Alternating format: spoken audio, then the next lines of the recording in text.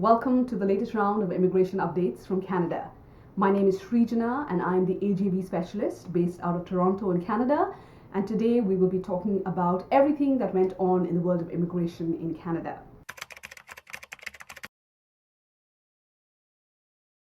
So first I'm going to start with the 30-day ban on incoming flights from India and Pakistan. So on the 22nd of April, the government of Canada decided that all incoming flights from India and Pakistan will be banned for 30 days. This, of course, is a decision that is likely to be reviewed as we get to, to the 22nd of May and closer, because it is dependent on whether the situation escalates or de-escalates in India and Pakistan, India in particular. So while I'm hoping that everything goes back to normal on the 22nd of May, I am slightly skeptical that there might be an extension of this ban for another month or so, depending on what the situation is like then. But for now, there is a ban on all incoming flights from India and Pakistan for another month until the 22nd of May. The second point really is the fact that Canada continues to facilitate long-term stay for workers and students who are here already. So recently there was an announcement from the federal government that Canada is going to be accepting 90,000 additional PR applications. Please note that this is 90,000 in addition to the 401,000 PR forecast there is already for 2021. So in addition to that, there will be 90,000 applications accepted. And unfortunately, I have received a lot of queries and people asking me about how does it affect me if I'm outside of Canada. But unfortunately, this is only for people who are already in Canada. This is TR to PR pathway, which means from temporary residence to permanent residence, where there is an implicit understanding that you have to be here on temporary residence, and this is the government trying to convert that into permanent residence for whoever is affected by this particular piece of news. So there is a breakdown of the 90,000. So of the 90,000, 20,000 of them will be temporary workers in healthcare, 30,000 will be temporary workers in other selected essential occupations. The Government of Canada website has a long annexure or addendum of jobs that qualify, and 40,000 will be international graduates who at the time of application have a job offer. So this is wonderful news for people who have worked as essential service workers here during the time of the pandemic, and it's perhaps the government's way of saying thank you and expressing gratitude for all those who really put their lives on the line, to help people out at such an unprecedented time. So anybody who is, who has been working and who was an international student and is now entering the workforce, there'll be a very, very easy path to residence. That's the announcement, and that is the big furor of the 90,000 number that the government announced only a while back.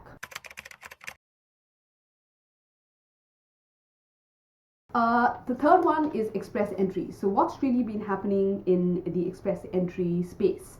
So in April, there were a total of 3 express entry draws. The first one was the very first day of April. So the 1st of April saw a draw number that was 181, and that was a CEC draw where 5,000 applications were invited with the lowest CRS score of 432. The next draw happened on the 14th of April, right? After the 1st of April, the subsequent draw was on the 14th of April, and that was a PNP draw, and 266 applications were invited, and the lowest, of course, the lowest score was 751. The latest draw happened on the 16th of April. This was again another CEC draw. 6,000 applications were invited to apply, and the least CRS score, or the lowest CRS profile score, was 417, and that was draw number 183. Okay, so as I said earlier, and if you've been following me and listening to some of my earlier updates, I have been saying that all of the express entry draws have been oscillating between CEC draws, the Canadian Experience class, whose primary requirement is that you have 1 year of work experience. It's been oscillating between CEC draws and PNP draws. The golden question is, when is the all program draw likely to happen? Unfortunately, nobody No one can predict, given how IRCC works. It's really hard to predict when an all program draw is going to happen. If you are waiting in the pool anxious, we're all hoping and praying that there will be a draw, an all program draw sometime in June or July, so that applicants can start coming in end of 2021, because it does take 6 months to process. Okay, on the topic of permanent residents coming in, the other update is on anyone who holds a COPR or anybody who has been approved a PR. So the update is that anybody who has been approved their PR or given the confirmation of permanent residence after the 18th of March 2020 is still not allowed to enter Canada. So even if you do have the approval or the COPR, you will not be able to enter Canada.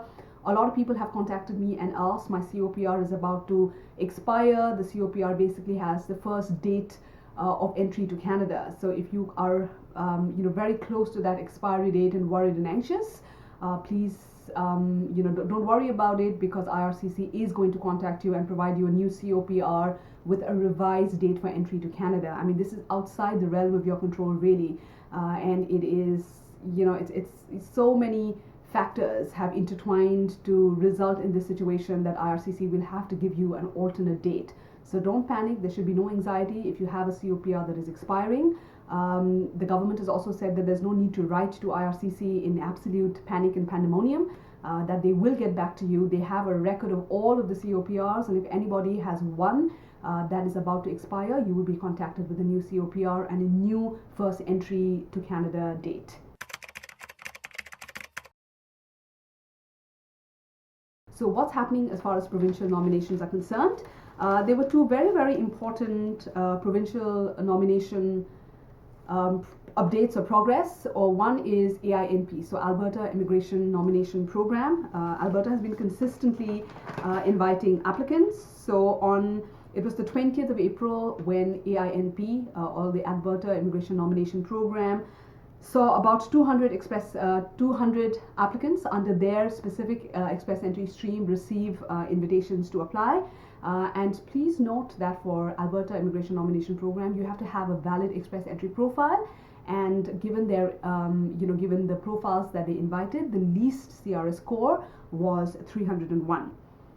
The other piece of PNP news is that today, Manitoba invited about they invited about 367 applicants to apply under the Manitoba Provincial Nomination Program. But of the 367, only 11 invitations were for people overseas. The rest were for the rest of the invitations. The rest of the 367 were for international students who had either studied in Manitoba or for temporary workers in Manitoba. So all the more reasons to be very careful about choosing or selecting provinces, even when you're coming as a student, because if you do need a provincial nomination certificate when you're applying for PR, there are provinces that are more facilitated than others.